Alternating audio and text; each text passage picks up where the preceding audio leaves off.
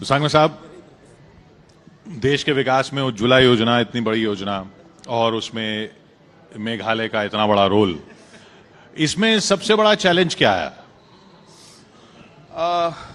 Of course जो उज्ज्वला योजना जो है ये एक हमारे आदरणीय प्रधानमंत्री जी का एक बहुत ही एक इम्पॉर्टेंट प्रोग्राम और एक मिशन है और इसे इम्प्लीमेंट करने में सबसे बड़ी चुनौती यही थी कि हमारे स्टेट में कवरेज बहुत कम था और कम होने के बहुत कारण थे और उनमें से यही एक था कि लोगों को एक तरीके से उसकी आदत नहीं थी।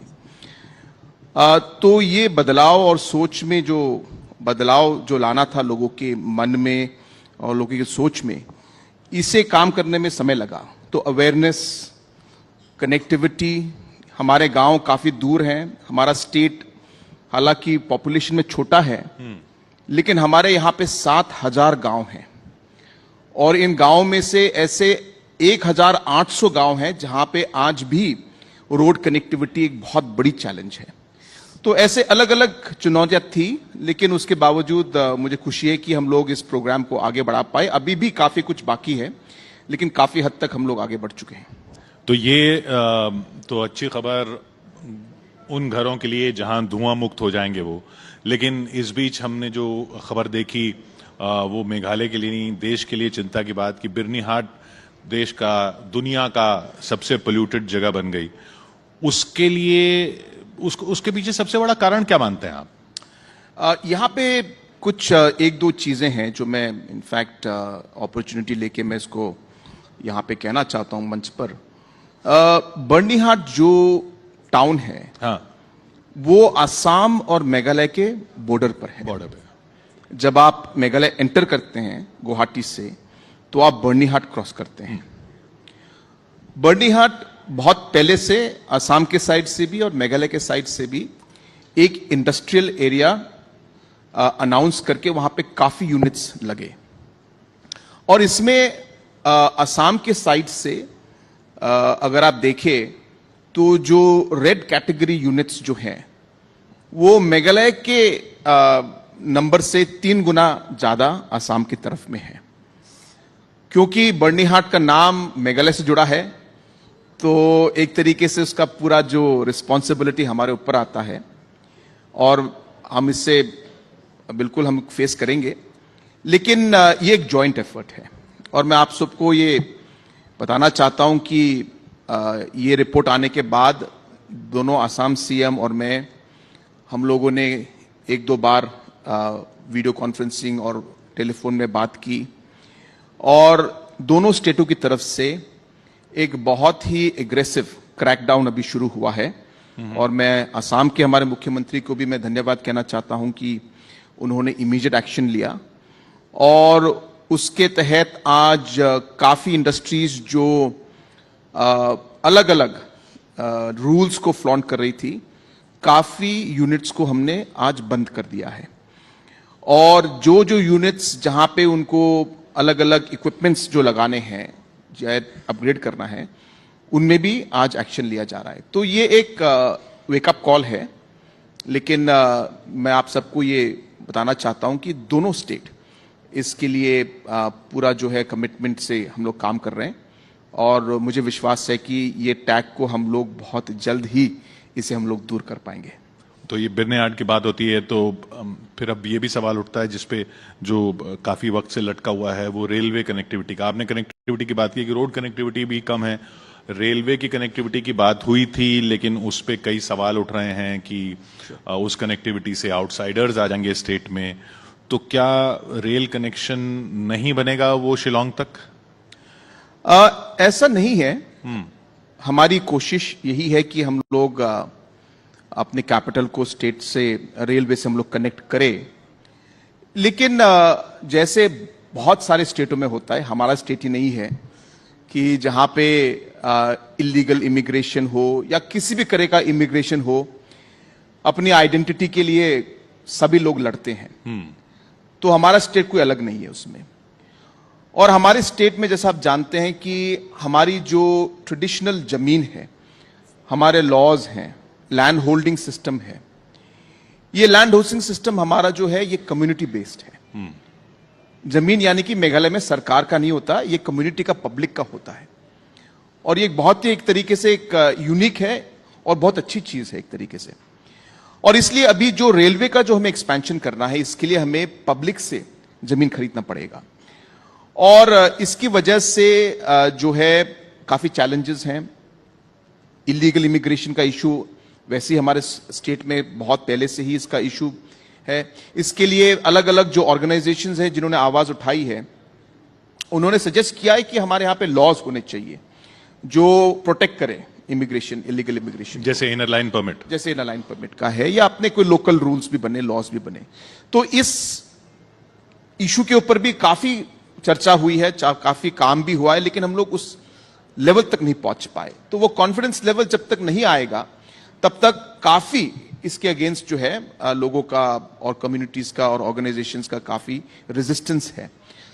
लेकिन मुझे विश्वास है कि धीरे धीरे बातचीत से, डायलॉग से और सबको कॉन्फिडेंस में लेके हम लोग इसे आगे बढ़ा पाएंगे। हमारी बातचीत यही है कि अगर हम लोग ट्रेन शुरू ना भी करें तो कम से कम गुड्स ट्रेन, जिससे हमारे किसानों का, हमारे एंटरप्रेन्योर्स का, हमारे अलग अलग बिजनेसों का और पब्लिक का जिसमें फायदा हो, कम से कम वहां से हम लोग शुरुआत कर पाए। आपको या आपको नहीं, मतलब मेघालय के कम्युनिटीज को क्या डर है कि बाहर के लोग आ जाएंगे तो सारा पॉपुलेशन जो है वो, उसके डेमोग्राफिक चेंज हो जाएगा, कॉम्पोजिशन चेंज हो जाएगा? जैसे मैंने कहा, ये हमारा जो है एक बहुत सालों से ही ये एक इशू रहा है। और ये एक इशू, जैसे मैंने कहा कि भाई हमारे स्टेट ही नहीं, आप किसी भी स्टेट में जाएं, सभी अपने आइडेंटिटी के ऊपर आवाज उठाते हैं। सभी कहते हैं दूसरे स्टेट से लोग आके क्यों यहाँ पे हमारे युवाओं के काम और जॉब्स को यहाँ पे छीन रहे हैं। तो इसी सिमिलर लाइन में ये सेंटिमेंट्स है। ऑफ कोर्स हमारे यहाँ पे स्टेट में हमारे लीडर्स ने पहले जब स्टेट मिला था, काफी लॉज और रूल्स बनाए, जैसे लैंड ट्रांसफर एक्ट, जहां पे हमारा जमीन जो है वो लोकल लोगों के अलावा और कोई नहीं खरीद सकता। इसका भी प्लस माइनस दोनों है, लेकिन ऐसे लॉज हमें प्रोटेक्ट करते हैं काफी हद तक। तो इसलिए ये लोगों को समझाना जरूरी है। लेकिन मेरा मानना यह है कि एक ऐसा बड़ा प्रोजेक्ट जिसे हम लोग स्टेट में लाना चाहते हैं, हम अगर लोगों के विश के खिलाफ लाए या लोगों को कॉन्फिडेंस में न लेके आए, तो इससे लॉ एंड ऑर्डर के साथ साथ ओवरऑल स्टेट का जो डेवलपमेंट, जो हमने प्लान और विजन बनाया है, उसमें काफी दिक्कत हो सकती है। ये वाली दिक्कत जो है, जो आपने कहा कि बाकी स्टेट्स में भी हो रही है, एक और उसके साथ साथ चल रही है वो एजुकेशन पॉलिसी को लेकर, ट्राई लैंग्वेज फॉर्मूला, वो मेघालय में भी इशू है। मेघालय में मींस अगर आप देखें इन जनरल, जहां हिंदी एक तरीके से एक मेन लैंग्वेज की तरह इस्तेमाल नहीं होता मेन स्ट्रीम में, तो उन स्टेटों में थोड़ी दिक्कत हो सकती है। मेरा मानना, पर्सनल ओपिनियन यही है कि अगर आप हमारे देश को देखें, और मैं दिल्ली में पढ़ा हूं, मैंने एक्सपीरियंस किया है दिल्ली में, विदेश में, देश में, नॉर्थ ईस्ट में मैंने काम किया है, कि एक जो जिस तरीके से अगर हिंदी लैंग्वेज जो आप सीखे, उसका जो एडवांटेज आपको मिलता है वो एक अलग ही लेवल पर है। आज मुझे खुशी है कि मैं आज आके हमारे स्टेट गवर्नमेंट, सेंट्रल गवर्नमेंट के मंत्रियों से, ऑफिसर से, आपसे आज मैं बड़े कंफर्टेबल लेवल पर मैं आपसे बात कर सकता हूं। आपकी मेरे जो सोच है, विचारधारा है, जो भी है मेरे मन में, मैं आपसे एक तरीके से एक कॉन्फिडेंस लेवल पे बात कर सकता हूं। ये कोई बुरी चीज नहीं है, बहुत अच्छी चीज है। और जिस तरह पीएम साहब ने कहा है और भारत सरकार का जो ऑब्जेक्टिव है कि ये हिंदी ही नहीं, आप लोकल लैंग्वेज को भी प्रमोट कीजिए, तो ये एक बहुत ही पॉजिटिव स्टेप है और ऐसा होना भी चाहिए। मैं तो कहता हूं कि इसके साथ साथ हमने एक इंटरनेशनल लैंग्वेज भी हमको जोड़ना चाहिए। आज मेरे स्टेट के जो नर्सेज हैं, आज हम लोग जापान हमारे नर्सेज को भेज रहे हैं, और जापान से जब वो लोग वहां पे काम करते हैं, उनको महीने में 1.5 लाख 2 लाख रुपए का उनको जो सैलरी मिलता है, उसमें से कम वो लोग 1 लाख रुपया अपने घर में बेचते हैं। तो मेरी कोशिश ये है कि मैं अगले 3 साल, 4 साल, 5 साल, 10 सालों में कम से कम 10,000 मेरे नर्सेस को मैं जापान भेजना चाहता हूं और इससे उनको एक्सपोजर मिलेगा, अपॉर्चुनिटी मिलेगा, स्टेट को फायदा मिलेगा और फैमिलीज को फायदा मिलेगा। और इसके लिए हिंदी, अपना लोकल लैंग्वेज, इंग्लिश और फॉरेन लैंग्वेज भी सीखना जरूरी है। लैंग्वेज सीखने से कोई आपको नुकसान नहीं होगा, आपको फायदा ही होगा, यह मेरा मानना है। तो स्टैलिन साहब को क्या कहेंगे आप? वो उनकी सोच है, मैं यहां पे कोई पर्सनल लेवल पे किसी के मतलब तमिलनाडु को क्या कहेंगे आप? नहीं, मेरा सिंपल मेरा मानना यह है कि हमें जो है हिंदी लैंग्वेज को सीखने में किसी भी तरह से कोई नेगेटिव सोच नहीं होनी चाहिए। ये कोई पॉलिटिकल एजेंडा नहीं है। ये अगर हम बोले कि हाँ हिंदी सीखो और अपने लोकल लैंग्वेज को आप प्रमोट ना करो, तो मैं समझ सकता हूं।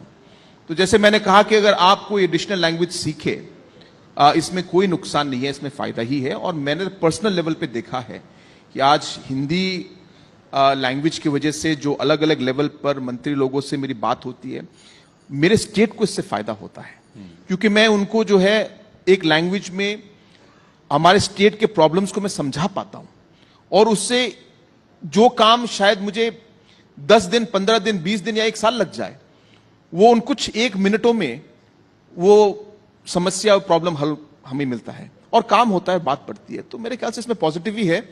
तो मेरा मैसेज यही है सबको, ऑनरेबल सीएम तमिलनाडु ही नहीं, बाकी सभी सीएम्स को भी, कि ये एक पॉजिटिव चीज है। अपने स्टेट के लोकल लैंग्वेज को भी हमें बढ़ाना चाहिए और इसके साथ साथ हमें हिंदी भी सीखनी चाहिए। आपने कहा कि इससे केंद्र में भी काम करने में मदद मिलती है। बीजेपी के साथ रिश्ते कैसे चल रहे हैं आफ्टर मणिपुर? देखिए, मणिपुर में जो सिचुएशन या स्थिति हुई बहुत अनफॉर्चुनेट था। मैं तो मणिपुर स्टेट से करीब करीब 25 सालों से मैं मणिपुर स्टेट में मैं काम कर रहा हूं। मेरे late father Shri P A Sangma ji के साथ हम लोगों ने पार्टी को बढ़ाया और तब मैं काफी छोटा था। तो मुझे याद है, मैं उस समय भी मैं मणिपुर में कैंपेन किया। तो मैंने मणिपुर के लोगों के साथ मेरा बहुत ही एक तरीके से गहरा संबंध है, पुराना संबंध है और मैं काफी इमोशनली कनेक्टेड हूं। और जो मैंने देखा पिछले 1.5 सालों में, वो जो हुआ वो शायद काफी हद तक अवॉइड भी हो सकता था। ये मेरा मानना है, मेरा पर्सनल ओपिनियन है, मैं किसी को ब्लेम नहीं कर रहा। और मेरे ख्याल से एक सिचुएशन अगर आप हाइंडसाइट देखेंगे तो ये कहना इजी होता है, उस पॉइंट में डिसीजन लेना कभी कभी काफी कठिन होता है। लेकिन जो भी हो, हम लोगों ने जब सिचुएशन देखा कि वो एक लेवल तक पहुंच गई जहां पे कोई कॉन्क्रीट स्टेप लेना जरूरी हुआ, तो हम लोगों ने उस समय डिसाइड किया कि हम लोग उस पर्टिकुलर गवर्नमेंट से हम लोग हमारा जो है समर्थन, हमारा सपोर्ट हम लोग विड्रॉ करेंगे। और हमने किया उस समय। लेकिन मेरा जो रिलेशनशिप आज एनडीए में बीजेपी के लीडरशिप के साथ एक बहुत ही ब्रॉड रिलेशनशिप है और इसके लिए मैं बहुत खुश हूं और धन्यवाद कहना चाहता हूं कि जो टॉप लीडरशिप बीजेपी में आज समझती है कि एक साथ कोalition में होने का यह मतलब नहीं है कि हम लोग हर चीज में हां बोले। हम लोग का मिशन, हम लोग का ऑब्जेक्टिव हां सही होना चाहिए, हमारी सोच सही होनी चाहिए। कभी कभी रास्ते अलग हो सकते हैं, कभी कभी हमारा स्टैंड अलग हो सकता है, इसका मतलब ये नहीं है हम किसी के खिलाफ है, लेकिन हमारे अंडरस्टैंडिंग में जो हमारा मकसद है वो इस रास्ते में चलकर वो मकसद पूरा नहीं होगा। और आज बीजेपी का जो लीडरशिप है वो ये बात काफी हद तक समझती है और इसको रिस्पेक्ट भी करती है। और इसलिए जो स्टेप मैंने मणिपुर में उठाया उससे कोई मेजर डैमेज ऐसा कुछ नहीं है। हाँ, उन्होंने कहा था कि इसको हम लोग बात करेंगे, डिस्कस करके बढ़ाते हैं, लेकिन उस समय सिचुएशन काफी टेंस था और हमें डिसीजन लेना पड़ा। लेकिन सिचुएशन उसके बाद आज थोड़ी सी सुधर गई है। मुझे उम्मीद है कि मणिपुर धीरे धीरे सही रास्ते पे हमें शांति के रास्ते में आएगा। समय लगेगा क्योंकि सिचुएशन बहुत कॉम्प्लिकेटेड है, लेकिन मैं सिर्फ ये कहना चाहता हूं कि हम एक as a party, as of course a leader from the northeast also, we are happy to work in whatever way possible to bring back peace in the state of Manipur. इसका आपके पार्टी के अंदर भी आंकलन ऐसा लगा कि ऐसा था कि लोकसभा इलेक्शंस में भी आपको नुकसान हुआ इस रिलेशनशिप का बीजेपी के साथ, वो आप मानते हैं कि आगे चल के इसको अलग करना पड़ेगा, चेंज करना पड़ेगा, या इसमें कुछ लोगों को आपको एक्सप्लेन करना पड़ेगा? जो आप अभी कह रहे हैं कि ब्रॉडर अंडरस्टैंडिंग है लेकिन हर चीज में साथ नहीं है, ये लोग कैसे समझेंगे? बिकॉज वो नहीं, आपने सही कहा, ये पॉलिटिक्स में हरदम होगा और इससे हम लोग 100% इस कंफ्यूजन को हम लोग दूर कर पाएंगे ऐसा नहीं है। कंफ्यूजन रहेगा। और जब पिछले इलेक्शनों में आपको शायद पता है या नहीं पता है, लेकिन 2017 से क्योंकि 2016 में मैंने पार्टी के अध्यक्ष का पोस्ट, मैंने पिताजी के गुजर जाने के बाद मैंने पार्टी के अध्यक्ष का पोस्ट लिया और 2017 में हमारे मणिपुर इलेक्शन हुए, हम लोग बीजेपी के खिलाफ लड़े। बिल्कुल। और उसके बाद भी 18 में भी हम लोग बीजेपी के खिलाफ लड़े, बिल्कुल ऑपोजिशन में थे और काफी एग्रेसिव कैंपेन हुआ। 2019 में भी हम लोग इलेक्शन में बीजेपी के अगेंस्ट ही लड़े। 2023 में भी मेरे कॉन्स्टिट्यूंसी में प्रधानमंत्री जी आए और गृह मंत्री जी मेरे कॉन्स्टिट्यूंसी में 2-3 दिन रहे और काफी मेरे अगेंस्ट भी उन्होंने इलेक्शन में कैंपेन किया। सो ये एक पॉलिटिकल, एक इलेक्टोरल पॉलिटिक्स का ये एक भाग है और ये होना है। तो ये हम लोग मानते हैं कि ये होना चाहिए और आगे भी होगा और आगे आने वाले इलेक्शन में भी हम लोग सिचुएशन को देखकर हम लोग डिसीजन लेंगे। लेकिन जहां तक मेरा मानना है कि पार्टी की आइडेंटिटी को मेंटेन करने के लिए, पार्टी के विजन्स को, पार्टी के ऑब्जेक्टिव्स को मेंटेन करने के लिए हमें हमारा इलेक्टरल लेवल पे अकेले लड़ना चाहिए ताकि लोग समझे कि हमारा विजन क्या है। और अगर उन्होंने हमें इलेक्शन में नंबर नहीं दिए फिर हम लोग पॉलिटिकल रास्ता ढूंढेंगे, लेकिन इलेक्शन के समय अपना ऑब्जेक्टिव क्लियर करने के पार्टी को अकेले खड़ा होना चाहिए। ये मेरा प्रिंसिपल बिगिनिंग से रहा है। मतलब इलेक्शंस में बीजेपी के साथ नहीं जाना चाहिए, लेकिन पोस्ट इलेक्शन अगर जरूरत पड़े तो जा सकते हैं। बिल्कुल, because after election depends on numbers. मेरे 2019 इलेक्शन में मुझे 19 सीट मिले, मुझे 11 एमएलए की जरूरत थी। तो पब्लिक का मैंडेट वही था कि हम किसी पार्टी को पूरे नंबर नहीं देंगे, तो हमें कोalition ढूंढना पड़ा और बनाना पड़ा, बिकॉज सरकार तो बनानी है। 2023 में भी हमें 100% नंबर नहीं मिले, हमको 26 मिले। 19 से बड़े हम लोग 26 तक पहुंचे, फिर भी हम लोग 5 से चुक गए। तो फिर से हमें ढूंढना पड़ा और काम करना पड़ा। तो elections and formation of government are two different things, is what I'm saying.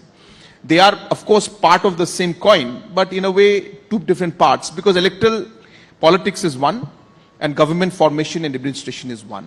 They are connected but not 100%. ये वोटर समझता है ये बात? सब नहीं समझते। मैं आपकी बात सही है, सब नहीं समझते, लेकिन ये हमारा स्टैंड है और हमने कोशिश की है कि इसको समझाए।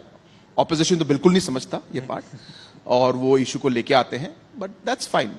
लेकिन जहां तक, जैसे मैंने कहा, इलेक्ट्रल पॉलिटिक्स का सवाल है, हम सोचते कि पब्लिक को और वोटर्स को ये समझ नहीं है, लेकिन पब्लिक काफी समझदार है और आज की दुनिया में लोगों को काफी डिटेल में, गहराई में इसकी समझ है। तो to answer your question, voters know how to vote, where to vote and what will happen post election. The public knows even better. तो नहीं, तो फिर आपके अब तो काफी टाइम हो गया, आपका क्या एनालिसिस है? वो लोकसभा इलेक्शंस में नॉर्थ ईस्ट में हुआ क्या राहुल गांधी की यात्रा का असर पड़ गया या ये वाला कंफ्यूजन था? नहीं, मल्टीपल फैक्टर्स हैं इसमें। एक है जरूर कि एक तरीके से मणिपुर में जो हुआ, मणिपुर का इशू पूरे हमारे नॉर्थ ईस्ट स्टेट्स में इसका इम्पैक्ट काफी हुआ। क्योंकि मणिपुर का अगर आप इशू देखें तो आप इसको मल्टीपल एंगल्स से आप देख सकते हैं। हाँ, ये एक एथनिक वायलेंस एक तरीके से हुआ, इसमें कुछ रिलीजियस एस्पेक्ट भी इसमें आ गया। 100% न भी हो तो इसमें वो रिलीजियस एस्पेक्ट आप नहीं भी चाहे तो वो इक्वेशन में आ जाता है।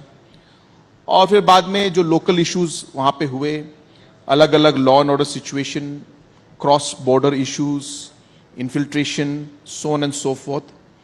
तो ये सब मिक्स्ड इश्यूज थे और जो अपने बेनिफिट के लिए इसको जिस तरह से देखना चाहता था उन्होंने उस तरीके से देखा।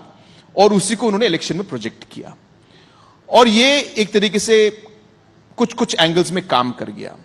तो एक चीज है कि ये एथनिक क्लैश की वजह से इसमें अलग अलग रंग डाले गए, जिसमें कुछ ट्रूथ है, लेकिन 100% हम लोग ये नहीं कह सकते कि उसकी वजह से हुआ। ये एक फैक्टर था जो पूरे नॉर्थ ईस्ट को, जहां पे इसका इंपैक्ट पड़ा। ऑब्वियसली ऑपोजिशन के मूवमेंट की वजह से कंसोलिडेशन हुआ, इसको हवा देना जरूरी है। अब आप कोई इशू को उठाएंगे, लेकिन इशू को उठा के फिर आपने उसके पीछे फिर बैकिंग नहीं दिया और उसको प्रमोट नहीं किया, उसको उठाया नहीं, हवा नहीं दिया, तो वो इशू मर जाएगा, खत्म हो जाएगा। तो उन्होंने अच्छी तरह इसको प्लान किया और सब फैक्टर से ये चले, तो ये एक था। लेकिन मेरा मानना है कि ये उस फेज में था। आगे जाके इसका कैसा इंपैक्ट होगा और किस तरीके से भारत सरकार अब इसको आगे बढ़ाएगी। प्रेसिडेंट्स रूल वहां पे है, काफी आर्मी का प्रेजेंस आ गया है, अलग अलग ग्रुप से बातचीत शुरू हो गई। पहले जो ग्रुप बात करने के लिए तैयार नहीं थे, एक दूसरे के साथ बैठने के लिए तैयार नहीं थे, आज कम से कम एक चैनल खुलना शुरू हुआ है। तो आगे जाके सिचुएशन सुधरेगा और मुझे लगता है कि इसमें काफी बदलाव आएगा। और ये जो बाकी स्टेट्स में सब जगह एक एक करके, सब जगह तो नहीं, एक एक करके बीजेपी स्टेट्स में यूनिफॉर्म सिविल कोड की जो बात हो रही है, उसका मेघालय पे और आपकी कम्युनिटीज, जो मेघालय की कम्युनिटीज हैं, उसमें असर नहीं पड़ेगा? नहीं, ऐसा है, आपको बात को जो है डिटेल में समझने की आवश्यकता है, क्योंकि अगर आप देखिए यूनिफॉर्म सिविल कोड क्या है, as the word says a uniform civil code. Question is की uniformity in what? So that is what the issue is.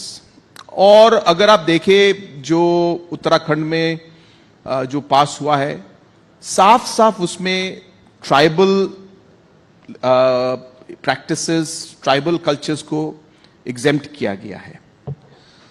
कहने का मतलब यह है कि यूनिफॉर्म सिविल कोड अगर आप इसको बिल्कुल टोटल में ले और सब चीज को यूनिफॉर्म कर दे और कोई भी बाकी लॉ नहीं रहे, तो यह एक काफी गंभीर मतलब स्थिति या सिचुएशन होगी। लेकिन अगर ये स्पेसिफिकली कुछ कुछ चीजों में एप्लीकेबल हो और कुछ कुछ एरियाज में या कुछ जनजाति जो है, अपने ट्राइबल इश्यूज हैं, ट्राइबल कल्चर है, उसको एग्जेम्प्ट करे, तो ये एक बैलेंस्ड काइंड ऑफ अप्रोच हो सकता है। इश्यू तो यही है कि इसका जो बिल होगा, वो बिल में क्या प्रोविजंस होंगे। अब मैंने एक बार, मुझसे प्रेस ने पूछा कि भाई आपका क्या स्टैंड है। मैंने कहा कि अगर बिल में, आपको शायद मालूम है कि मेघालय एक मैट्रिलिनियल सोसाइटी है, यानी कि जो है बच्चे हैं जो मां का नाम लेते हैं, और शादी के बाद जो हस्बैंड है वो लड़की के घर जाते हैं, और जो सारी जो प्रॉपर्टी है वो सबसे छोटी बेटी को मिलती है। तो ये हमारा ट्राइबल कल्चर है और ये मेघालय में मैट्रिलिनियल सिस्टम का एक बहुत ही एक इंपॉर्टेंट रोल है। अगर आप बोले कि यूनिफॉर्म सिविल कोड में कल से पूरा भारत मैट्रिलिनियल हो जाएगा, तो मेघालय सपोर्ट करेगी, क्यों नहीं करेगी। लेकिन उसको अगर चेंज करके आप बदलना चाहेंगे तो मेघालय सपोर्ट नहीं करेगी। तो my point being that the matter is always, the devil is in the details. So you have to tell us what are the details, what will the bill have, and that is what depends on. So discussion, debate on uniform civil code without details, हम बात कर सकते हैं लेकिन कुछ conclusion नहीं पहुंचेंगे। और दूसरा जो फिर रेफरेंस तो स्टालिन साहब का ही आता है, लेकिन वो जो डीलिमिटेशन का पॉइंट उठा रहे हैं कि 25 ईयर्स तक आप मत कर दीजिए। अब छोटी स्टेट्स जैसे मेघालय है, वहां पे भी एक तरह से तो इफेक्ट पड़ेगा ही, क्योंकि अगर हाईली पॉपुलेशन वाली स्टेट्स के ज्यादा हो जाते हैं नंबर्स, जिसका डर साउथ वाले बोल रहे हैं, वो आपको भी तो नुकसान देगा। उसमें आपका क्या स्टैंड है? देखिए, मेरा ये इसमें एक सिंपल स्टैंड है। डिलिमिटेशन जो है वो एक तरीके से एक कॉन्स्टिट्यूशनल काइंड ऑफ प्रोविजन है जो होना ही है।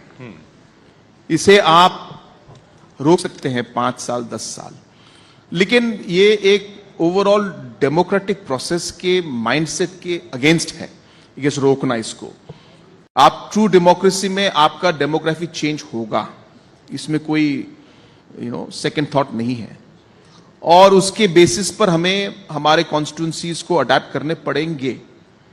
इससे हम लोग डिले कर सकते हैं लेकिन कभी इसको हटा नहीं सकते। तो इसे आई गेस डिस्कशन के बेसिस पर कहीं पे मीटिंग पॉइंट पे लाना पड़ेगा। इसे 25 साल हम लोग रोकेंगे कहना भी ठीक नहीं है, बिकॉज मेरा मानना है कि ये एक नेचुरल प्रोसेस है, डेमोक्रेटिकली रिप्रेजेंटेशन ताकि डेमोक्रेटिक हो करना जरूरी है, ये मेरा मानना है नंबर 1। अब किस तरह इसमें नेगेटिव पॉजिटिव स्टेटों के लिए होगा, ये तो हर स्टेट का अलग व्यू होगा ही इसमें। ऑब्वियसली मेघालय स्टेट में भी वैसे हमारे खाली 2 सीट हैं, और जैसे आपने कहा कि कोई स्टेट अगर जहां पे पॉपुलेशन बढ़ गया, उनके स्टेट्स 10, 15, 20 उनके सीट्स बढ़ जाएंगे, तो वैसे भी इफेक्ट होने वाला ही है। लेकिन ये कहते हुए मैं ये भी क्लैरिफाई करना चाहता हूं, ये कोई हमारे लिए कोई मेजर चेंज नहीं है। अभी भी जो 2 सीट है, ये हमारे 542 सीट्स में कोई मेजर हमारा रोल नहीं होता। दैट इज वाई हमारी जो पार्टी है, नेशनल पीपल्स पार्टी एनपीपी, हमारा मकसद, एक मकसद यही है, हम चाहते हैं कि नॉर्थ ईस्ट का जो एक तरीके से एक आवाज है, वो प्लेटफॉर्म हम देना चाहते हैं नॉर्थ ईस्ट को। तो वो भी तो 25 सीट्स हैं, वो भी तो कम हो जाएंगी फिर। वो कम हो जाएंगी, लेकिन कम से कम 25 तो होंगे साथ में। अभी 2 ही हैं हमारे मेघालय में, तो कम से कम अगर 10-15 भी हो जाए तो कम से कम डबल डिजिट हो गया। तो आप नॉर्थ ईस्ट के स्टैलिन बनना चाहते हैं? No, I don't want to be anybody. I am just trying to create a platform ताकि हमारे इश्यूज को हम लोग उठा पाए। कभी कभी ऐसा होता है, और नेचुरल है पॉलिटिक्स में, डेमोक्रेसी में, कि नंबर जब कम होते हैं तो लोग आपको पूछते नहीं है। मैं इसमें डिटेल में नहीं जाना चाहता, नहीं तो फिर ये बहुत लंबी कहानी हो जाएगी। But that is in a crux. मेरा पॉइंट ये है कि कोई हमारे नॉर्थ ईस्ट के लिए सिचुएशन अभी भी इतना कोई मेजर वही प्लस नहीं है। फ्यूचर में भी अगर हमारे सीट्स सेम ही रहेंगे, बाकी लोग के 10, 15, 20 बढ़ जाएंगे, उसमें भी हमारा कोई ज्यादा नहीं। हाँ, सिचुएशन थोड़ा और टाइट हो जाएगा हमारे लिए, बस वही है। तो लास्ट में शिलोंग को, अगर दिल्ली को और नेशनल ऑडियंस को एक लाइन में कोई मैसेज देना हो तो वो क्या? Specially from being from north east, मैं तो दिल्ली में पढ़ा हूं, दिल्ली में बड़ा हुआ हूं, और काफी कुछ मैंने पिछले सालों में काफी अलग अलग जो है हमारे सिचुएशंस का मैंने फेस किया यहाँ पे, जहाँ पे नॉर्थ ईस्ट के लोगों के अगेंस्ट प्लस माइनस काफी इश्यूज जो मैं खुद भी एक स्टूडेंट की तरफ से मैं उस समय हमने फेस किया है। और मैंने देखा है कि सालों में ये चीज काफी बदला है, और मैं खुश हूं इसके बारे में। आज एक तरीके से एक रिस्पेक्ट जो है अलग अलग स्टेट्स के लिए, अलग अलग कल्चर्स के लिए आ रहा है। मेरा मैसेज यही रहेगा, हमारा देश जो है एक बहुत ही कल्चरली डाइवर्स देश है, और यही हमारा सबसे बड़ा स्ट्रेंथ है, और इसको हम लोग आगे जाके एक यूनिफाइड वे में अगर हम लोग आगे बढ़े, तभी हम लोग देश को और आगे बढ़ा सकते हैं। जो हमारे लीडरों का, प्रधानमंत्री जी का और सभी लीडरों का जो एक सोच, एक मकसद है कि India should be in the top 3 and top 1, the best country. This can only be achieved when every Indian contributes and every Indian works together. And for that, we need to ensure that we all must work together, respect each other, and work towards a unified goal of taking the country forward. तो मेरा यही message है सबको कि सभी हम लोग एक साथ काम करें, सभी को रिस्पेक्ट करें, तभी हमारा देश जो है आगे बढ़ेगा, तभी हमारा देश पूरी दुनिया में नंबर 1 देश होगा। और शायद इसी मैसेज की सबको जरूरत है। जैसा सांगमा साहब ने कहा, यूनिफाइड का मतलब यूनिफॉर्म हमेशा नहीं होता है। बहुत बहुत शुक्रिया आपका सांगमा साहब हमारे साथ यहां जुड़ने के लिए। Conrad Sangma, chief minister Meghalaya. बहुत बहुत शुक्रिया हमारे साथ बातचीत करने के लिए, और मैं गुजारिश करूंगी कि आप मंच पर बने रहें। अब मैं मंच पर आमंत्रित करना चाहूंगी न्यूज 18 इंडिया और हिंदी डिजिटल के मैनेजिंग एडिटर ज्योति कमल जी को कि वो मंच पर आएं और मेघालय के मुख्यमंत्री कॉनराड सांगमा जी को डायमंड स्टेट्स अवार्ड से सम्मानित करें। एक बार जोरदार तालियां। News 18 India diamond states awards. আপুনি বিচৰা বাতৰি পাব কেৱল নিউজ 18 এপত। নিউজ 18 এপ ডাউনলোড কৰিবলৈ স্ক্যান কৰক এই QR কোড। গুগল প্লে ষ্টৰতো পাব এই নিউজ 18 এপ।